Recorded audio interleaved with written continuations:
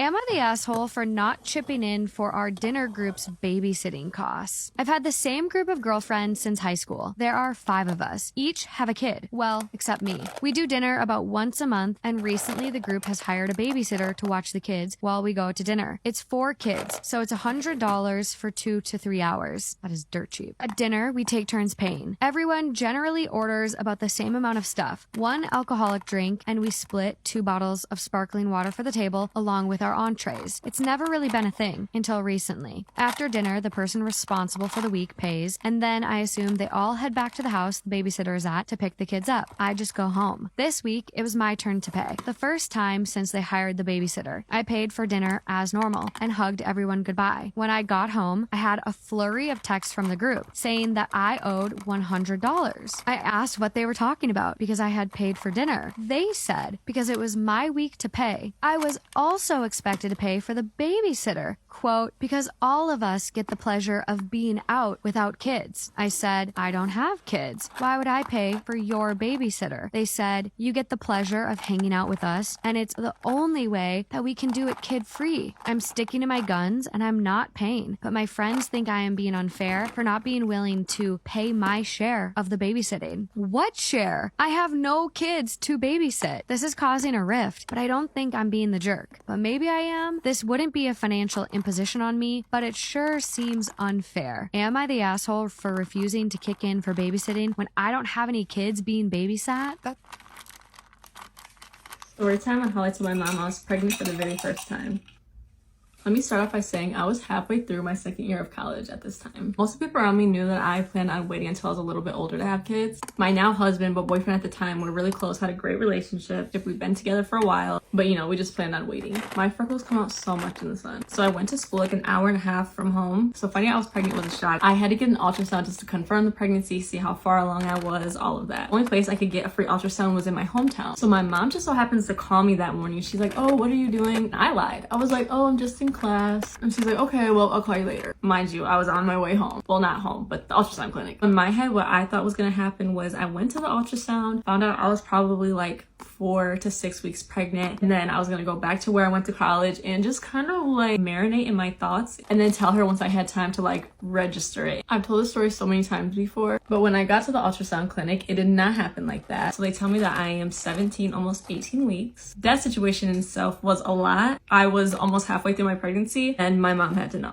because I had to quite literally start planning my entire life. So I call my mom and I'm like, hey, what are you doing? She's like, I'm working. Why? And I was like, oh, no reason. I just wanted to see if you could meet me for lunch. She was like, you literally just told me you were in class like 2 hours ago and your school's like an hour and a half from where I am. I'm like, do you want to meet me or not? And she had a short lunch, so she said, can you just order all of our food at once so that when I get there, like the food will be coming out. So I only ordered her food because I'm too stressed. I'm like, I'm not here to eat. So my now husband, we were just sitting there with no food and they had brought her food out. So she's the only one that had a plate. So she's instantly like, what is going on? She was like, hey, like, are you guys okay? I instantly start boohooing. She's just like, so confused, like what is going on, what's happening? And I was just like, I'm pregnant. And she was just like shocked, but I think I'm like a very realistic, very practical person. I like to have everything planned out. So I think that I had enough stress for all of us. I didn't need anyone to like bring me back down to earth. Like I'm already stressed. So I'm crying and she's just being so supportive. And then I began to tell her that I was already almost 18 weeks. And so that's why I had to tell her so quick. She was like, I know how important school and everything is to you guys. So I will literally adopt your guys' baby if you decide you want to finish school. How pretty is this?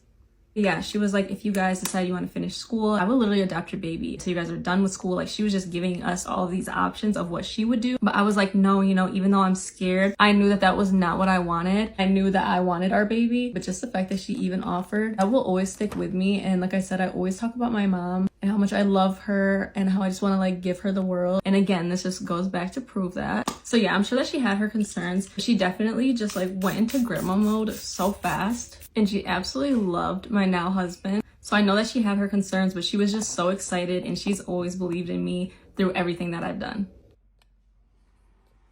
Here's how I stalked a boy to make sure he'd become my boyfriend. So back in 2015, I was invited to a friend's 18th birthday. So I was that girl. I'd gone to this party with all my guy friends and it was in a field, so I was staying in a tent with them overnight. Now this was back in the day where you'd make a Facebook group before the party, and my friend Amy had put in, oh, we've got these DJs coming to the party, if you want any songs added to the playlist, just let me know. And she tagged them in the Facebook post. Now I was a newly single girl. I was on the mood to pull. So I looked at these DJs because I was like, oh, DJs are cool. One of them just so happens to be really good looking. We'll call him Steve. Obviously I knew Steve was going to be at the party, so I was like, I'm going to get with Steve. I've decided. So when I was getting ready for the party, I was like, listen, I need to look good. I'm going to pull this DJ guy. So I found Steve on Facebook. I knew exactly what he looked like. So we're at the party, me and all my guy friends have pitched our tent and the party gets underway. Now, bit of context, that day, my dog had actually, it's not funny. Now, bit of random context, my dog had bitten my mum that day and I really wanted to go home. All my guy friends had left me. I was feeling a little sad girl, lonely. So I rang her to come and get me to pick me up and she was like, I'm not doing that, I don't feel great. So I had to stay at the party and I'd like walked off in the field to make this phone call. And I'd maybe only been there like an hour at this point. And as I'm walking back to the party, I see Steve and I'm like, you. Steve is handing out chips because Amy's mum had bought them all for the party. I didn't give a shit about the chips. He's going around dishing out these little packets of chips and I was literally following him around this party. Bearing in mind, 8:30. I then proceeded to follow Steve around this party for the next 3 hours and he literally had no clue I was there. If we were talking in a big group, I'd be in the group, but I wouldn't know what to say. I was so shy. I just kept looking at him like, God, you're so hot. Then there was a big fire pit and I saw Steve talking to this girl and she was like a 10 out of 10, banging blonde, great body. I knew her because we used to dance together and he looked really interested in her and I was like, that's it, game over, abort mission. So I ended up leaving and going to chat with some of the guys that I'd come with again. Anyway, this guy just started talking to me and he was in the army and I was like, ooh, that sounds fun.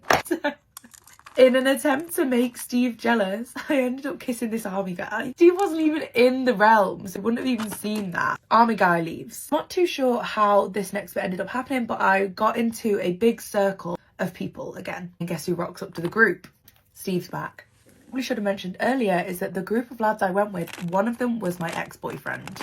And I'd maybe broken up with him like 2 weeks prior. Player!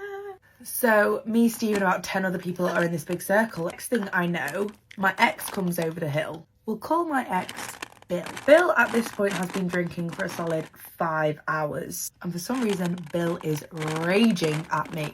Is getting all in my face, being really flipping aggressive. Calling me names, shaming me for certain things I didn't do during our relationship. Now, if this was me now, I'd have stuck up for myself a little bit more. He's going on and on, having a go at me in front of like 15 people. So he's getting in my face, pointing at me, doing all of this. Blah, blah, blah. And I was on the verge of tears. I feel this hand push me out the way and a boy starts sticking up for me. Who the hell do you think you are, speaking to her like that? Bill's like, who the hell are you? Steve's like, it doesn't matter who I am. Who do you think you are? You don't speak to a woman like that. Anyway, I look up from my shy little aura. It's freaking Steve. It's sexy Steve. Steve had muscles. And I was like, oh. Anyway, Bill ends up getting pulled away by his mate, saying it's not worth it. He's a big guy, leave him alone. And then, yeah, he has to go home. But he added me on Facebook and he texted me the next morning saying, how was your night in the tent with the boys? And that was how it all started. We've been together for nearly 9 years now. Ladies, if you know what you want, go out and get it. Story time on how I babysat my friend's 6-month-old and she disappeared for 3 freaking days. So when I was 18 years old, I met this lady on this mom group and she was about maybe 35 years old. So even though there was an age difference, we had obviously a kid in common and she was like a young, free-spirited lady. So she kind of reminded me of me and I felt like she was just young at heart, so we would just talk a lot and we just had a good time together. Looking back, I was actually pretty delulu because I knew nothing about this lady, but she knew a lot about me. Every time we would hang out, it would be at my place, which should have been the first red flag. But of course, at the time I was colorblind. Every time I would ask her if we could hang out at her place, she had an excuse. So we would just be at my place. We would go on walks to the park or just pretty much chill there at my apartment. I want to say like 2 weeks into hanging out with this lady, she starts asking me to watch her baby, and at the time the baby was only 3 months old, and even though I was nervous, I was also scared to say no, so I would just do it. And also I was young and naive. She would tell me that she had to go run some errands and that she would pick up the baby like in an hour or two, and I believed her, and she did pick up the baby in an hour or two. But then after time was going, the baby was probably about 6 months old at this time, and then she asked me if I could watch the baby for the night, or not the night, but she asked me for like the evening so she could go on a date with this guy that she met on a dating app. I was pretty hesitant and also a little nervous because I have never watched somebody else's kid, especially at that age, for that long. But being the friend that I was at the time, I told her yeah. And I asked her, like, are you sure you're going to be here at 11? Because I'm nervous to watch your baby. She was like, yeah, like, I'm going to be there. So she dropped off the baby around 5 p.m. and she disappeared to her day. I didn't really ask anything, and I was just watching her baby. So when 11 p.m. rolls around, this lady did not pick up her kid or her phone. And I was trying to give her the benefit of the doubt, and I was like, maybe she like got drunk or she's still on her date, and I kind of didn't want to be that person to rush her, so I didn't bother her after that, and I ended up falling asleep with the baby. I woke up and I look at the time and it's 3 a.m. and I'm like, oh, let me go check my phone to see if she called or whatever. I checked my phone, no phone calls, no text, nothing. This lady hadn't even called, and I start calling her because like it's 3 in the morning and like I still have your baby, you know. And also wanted to see if she was okay because she hadn't reached out and she ignored my calls. I kept calling and calling and she kept ignoring my calls, you guys. By this time I accepted defeat and I realized that I was probably gonna have to keep this baby overnight, and I did. The morning rolled around and I called her phone about 8 in the morning and she still wasn't picking up, and after the few first rings it started going to voicemail, so I knew she was ignoring my phone call, and I was like, oh my god, did somebody just abandon the baby with me? Like, I was confused. And then it also hit me at the same time that I really did not know this lady. Like, I knew nothing about her. We had hung out plenty of times, but now that I think about it, it was like I was telling her things about me, my life, and things like that. I never knew anything about her. I didn't know who her baby daddy was, her family, if she had sisters, brothers. I didn't even know her social media or anything. I didn't even know where she worked. So once all that started hitting me, I was like, ain't no way this lady just played me like that. I was like, am I the new mom now? Like, am I gonna have to take care of this baby forever? I just didn't even know what to do. And also I was in full panic mode because one, I had no more milk, no more diapers, so this baby was gonna basically starve because I didn't have formula. And what made it worse, I didn't have a car at the time and DoorDash didn't exist back then, so I was pretty much fucked. So I'm like, do I call the police or what? But then I was also thinking, like, what if something happened to her? But I kept calling and she kept forwarding my calls. And by this time, it's already 6 p.m. the next day. And this lady still has yet to call me. And then I'm at the point where I need to call the cops or I need to call somebody because this baby doesn't have food. So I think I left off where it was already around 6 p.m. and I was panicking because baby didn't have any more formula or diapers. And I already know what you guys are thinking, like, girl, call the cops, right? But I didn't want to do that right away because, like, I thought she was my friend and I also didn't know if she was, like, in danger. I was being naive and still giving her the benefit of the doubt. But at the end of the day, this baby had to eat. So what I did, I went to my neighbor. There was, like, a viejita that lived next to me and she was, like, super, like, Mexican and, like, really, really nice. So I went to go ask her and I kind of explained the situation so she could, like, help me. Again, you guys, I'm only, like, 18, 19. And I just didn't know what to do in the situation. Believe it or not, luck was on my side because my neighbor had told me that she had some milk and diapers from her grandson that she watches sometimes. So I was like, oh my god, like, what are the odds of that, right? So I made the baby a bottle, and mind you, I'm still calling this lady while all this is happening and this girl is not answering. And now by this time, it's probably like 9 p.m. and I call her one last time before, like, I call the cops, and this bitch answers the phone. And the first thing she says is, "I'm sorry I haven't picked him up. I'm busy. I'll be there right now." Click. That's literally what she told me. And I'm like, what the fuck? So I call her back, and then of course it's going again to voicemail. But now it's not just me. Now my neighbor is helping me with this baby. So I'm like consulting with this lady on what to do, and she basically tells me that she'll help me watch the baby until the mom comes, because she doesn't think that I should call the cops because they could take her baby away.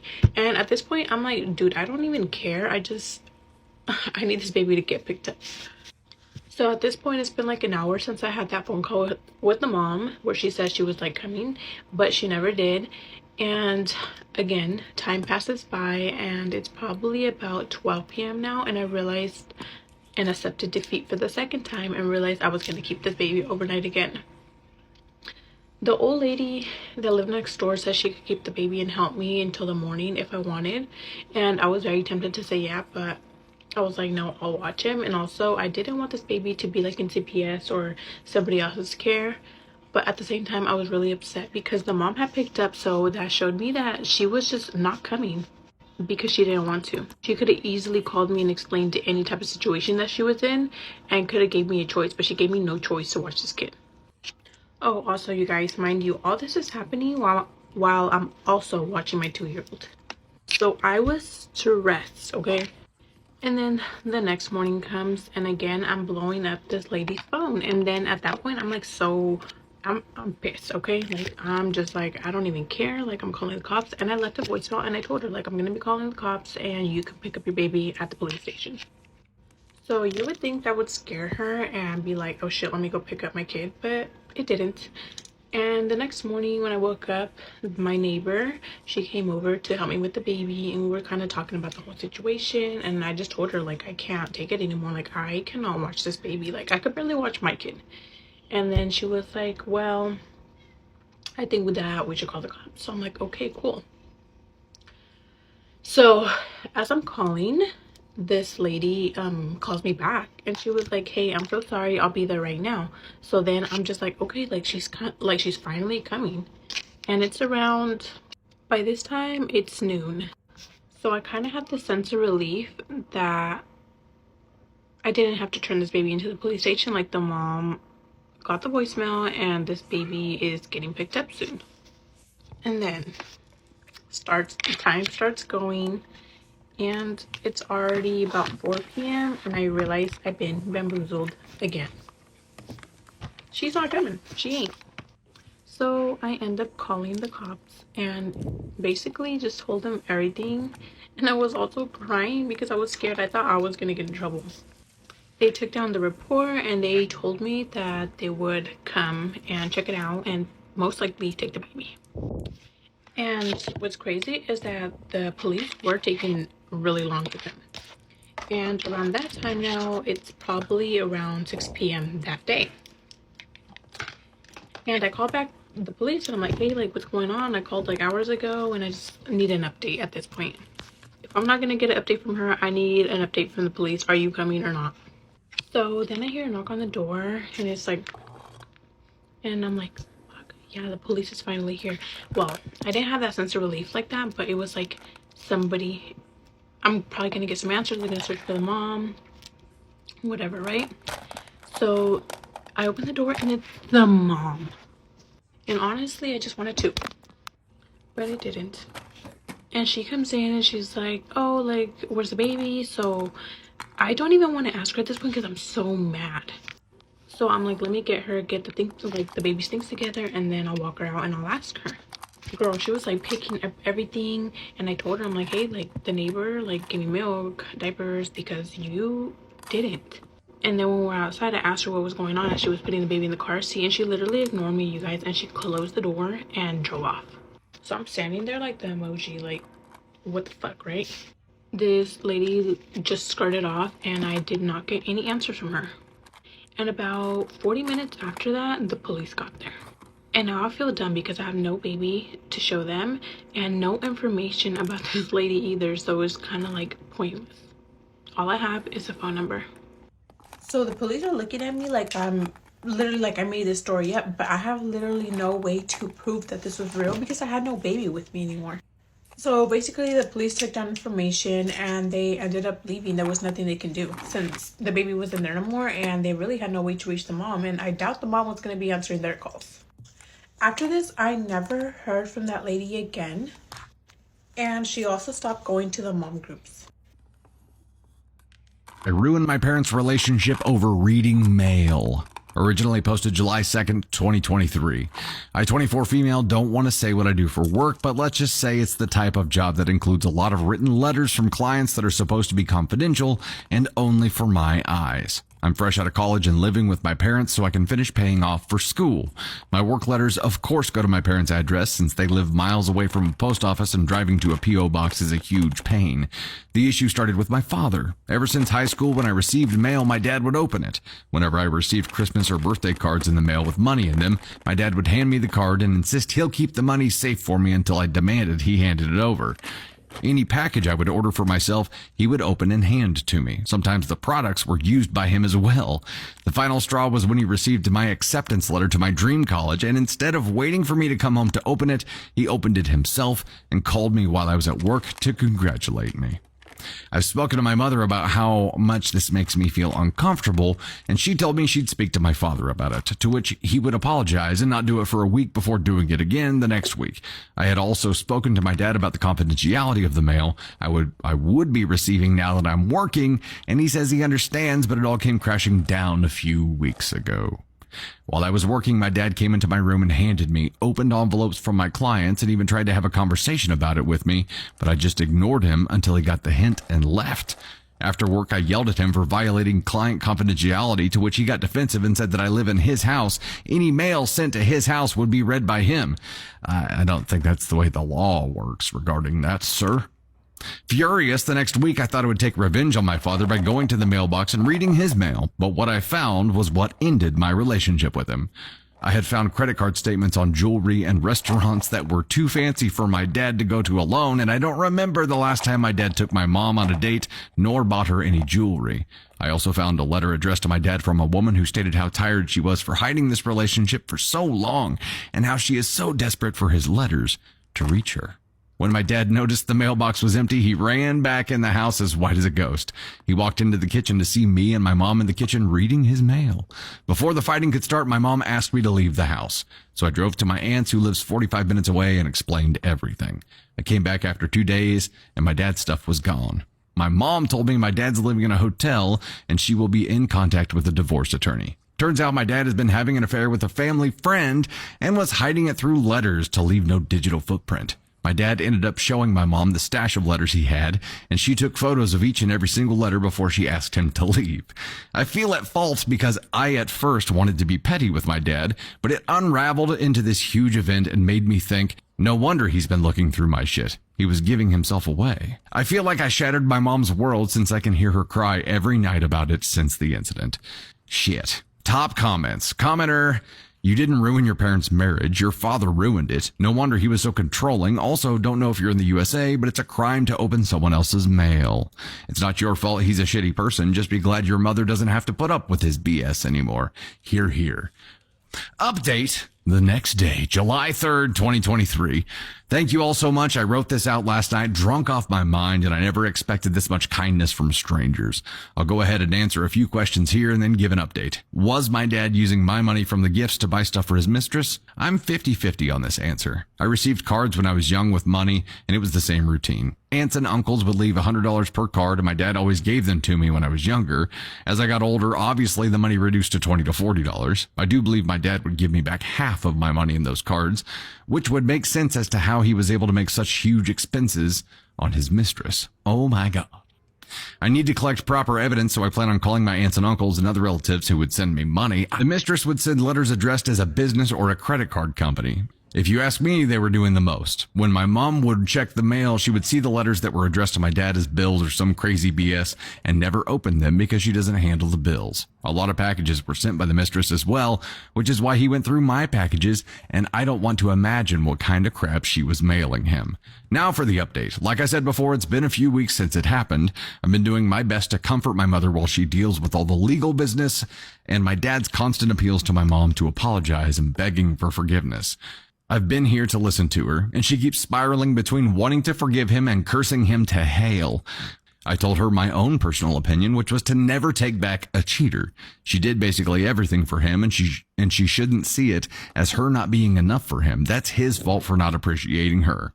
The mistress also was a married woman. My mom reached out to her husband, sending him the letters she had taken photos of, even had a long phone call with him about what was going on. He initiated the divorce, and the mistress is now angry at my father for not being more careful. The mistress's ex-husband, who I'll call Henry, has been a best friend of my mom's throughout the legal cases. I hear the mistress is still reaching out to forgive him, which I honestly think is very funny since my dad is doing the same thing. She was financially dependent on Henry, and my dad isn't making enough at his job to support the lifestyle she wants. Yesterday, Henry asked my mom to come out to lunch with him. They've been sad shut-ins for the past few days, and they agreed to go out and get some fresh air. I encouraged my mom to do so, and to call me if my dad or the mistress decided to show their faces when they went just so I could pick her up. My dad hasn't apologized to me at all about reading my mail. In fact, he's called me and left me voicemails telling me that this whole situation was my fault, then going and crying saying he regrets everything and he hopes he can still be my dad. I honestly don't know what to do with him right now other than ignore him.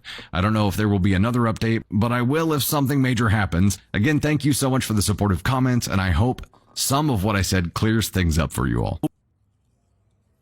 My girlfriend of nearly 7 years confessed to me 5 days ago that she cheated on me 2 years into our relationship. I'm 28 and she's 26. We met on a dating app at Halloween night 2016. I had just turned 21 and had only been in one serious relationship until that point, which lasted 6 months and ended up with me being cheated on, but thankfully she confessed right away. I was definitely looking for a partner and talked to a variety of potentials, but we just clicked.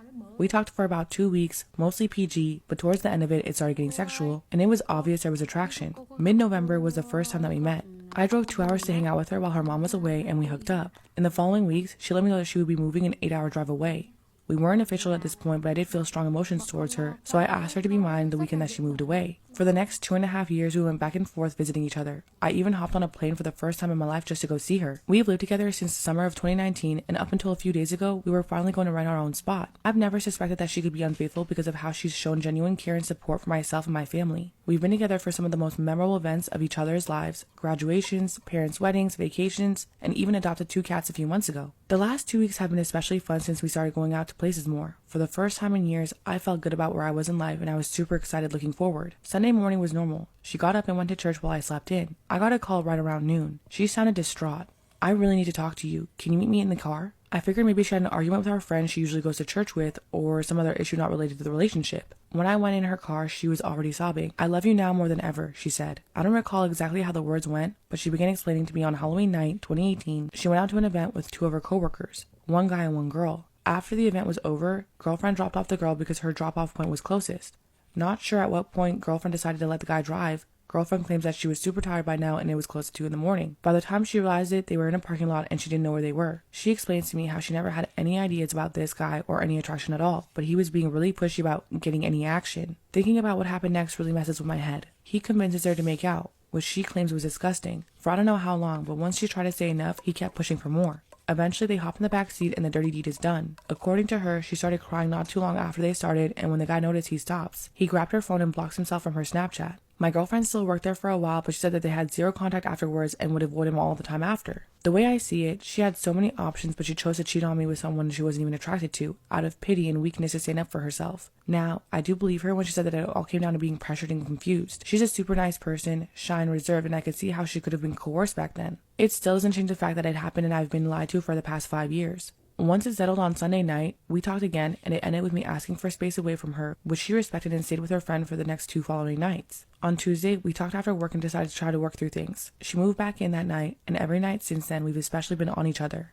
I still feel that I love her, but there's something missing. It's definitely the trust, but maybe there's more than that. I've woken up from nightmares the past 2 nights. Rare for me to have nightmares, and they both included themes of being betrayed by her or being made to feel like I'm not enough. I'm struggling to choose where I go from here. I really wanted to work, but the trust is broken and I'm not sure if I'll ever get it back. I'm afraid staying with her will end up bad for both of us. Should I risk the pain of being hurt again or put myself through the pain of letting her go? I haven't told anyone about this, and I'd really appreciate some advice from someone who's been through similar situations or feels that they have something of value to say.